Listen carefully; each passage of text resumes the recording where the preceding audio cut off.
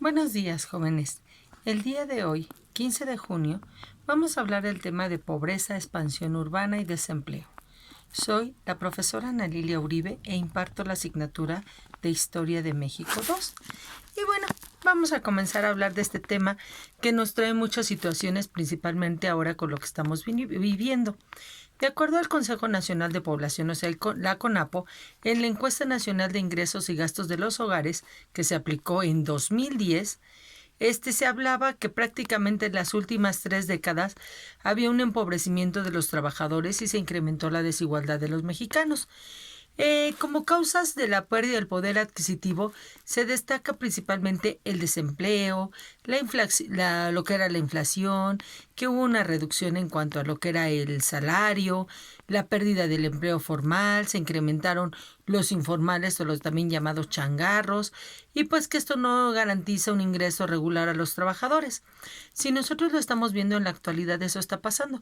Con este problema que se está dando de la pandemia y lo del coronavirus, o lo que es el confinamiento, mucha gente ha perdido sus empleos, a otros se les han disminuido sus ingresos.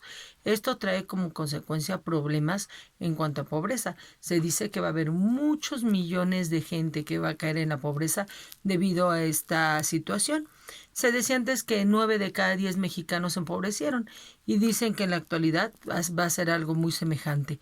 El año de mayor desigualdad en México fue en 1994, en el cual 10% de los mexicanos más ricos disponía de 45 45 centavos de cada peso, y solamente el 10% más pobre solo tenía 1 centavo por cada peso. O sea, es un equiparable de cómo estaba la situación. Ahora se dice que vamos para allá, que estamos en las mismas condiciones. Nuestro país, pues obviamente está lleno de muchos contrastes. ¿Por qué? Porque tenemos a la Ciudad de México, que cuenta con más de 20 millones de habitantes. 9 ciudades del país tienen más de 1 millón de habitantes. Hay ciudades que son intermedias, que tienen entre 100,000 y 1 millón de habitantes, etcétera. O sea, nuestro país es muy diverso. Como hay zonas que tienen mucha población, hay zonas que definitivamente no tienen tampoco mucha población, y esto implica mayores problemas. Por ejemplo, se hablaba de la situación en cuanto al COVID y decían, bueno, es que Quintana Roo tiene un problema muy serio, tenía un problema muy serio de contagio. Pero decían, pero ¿cómo Quintana Roo lo comparan con la Ciudad de México? Bueno, es que lo hablaban en proporción de habitantes. Si la Ciudad de México tiene 10 millones y Cancún tiene 100,000, y en la Ciudad de México se infecta 1 millón y en Cancún se infectan 40,000, pues obviamente sí hay una repercusión mayor en esa zona. Entonces, bueno, vamos a ver que efectivamente esta crisis económica que se dio en esa época donde la pobreza pues fue muy alta, la vamos a vivir nuevamente por la situación en la que estamos en la actualidad. Desde la Revolución Mexicana y hasta los 60, la Ciudad de México ha crecido demasiado, y debido a este crecimiento es por lo cual enfrentamos en la actualidad mayores problemas, y esto ha sido de que pues, la gente ha abandonado el campo. La gente prefiere irse a las ciudades, ya también Guadalajara, Monterrey, y bueno, en donde piensan que van a solucionar sus problemas, y algunos ya inclusive hacia Estados Unidos, ¿no? Ya lo vimos también que en el Milagro Mexicano se dotó a las ciudades de muchos servicios, pero aún así se volvieron insuficientes, lo que es la salud, la vivienda, el alumbrado, el transporte, la vigilancia, etcétera. O sea, ha ido creciendo. Sin embargo, bueno, también ha habido un problema muy serio. Si nosotros lo vemos en la actualidad, hace poquito decía, ¿no? Que en esa debe a la CFE, a la Comisión Federal de Electricidad, le debe 80 millones de pesos, y que si no pagan nos van a dejar sin luz, sin alumbrado eléctrico, sin que prendan las bombas de agua, etcétera. Entonces, seguimos teniendo problemas. Puede ser por corrupción, puede ser por endeudamiento público, etcétera, pero siguen existiendo este problema.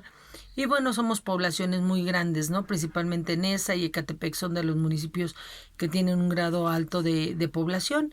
Y bueno, esta falta de oportunidades que ha habido en el campo es lo que ha propiciado este crecimiento desmedido en estas ciudades.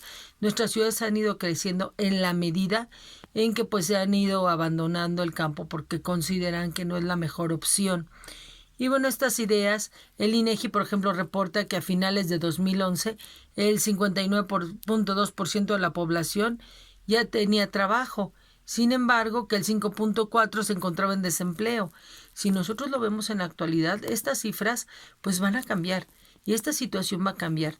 México se va a encontrar en una situación muy crítica después de que regresemos ya formalmente de este confinamiento y esta nueva realidad, porque a fin de cuentas no es nueva. Es una situación que vamos a tener que vivir y con la que vamos a tener que vivir ya de por vida, porque esta pandemia no se terminó, no se va a terminar, sino conforme avance el tiempo va a continuar. Entonces va a seguir habiendo problemas de desempleo, problemas en cuanto a lo que son las ciudades, los confinamientos, etcétera. Entonces, bueno, espero que nos haya quedado un poquito más claro cómo es esta situación de la pobreza, por qué ha habido esa expansión urbana y también por qué se genera el desempleo. Si hay dudas, estamos en foro. Nos vemos. Bye.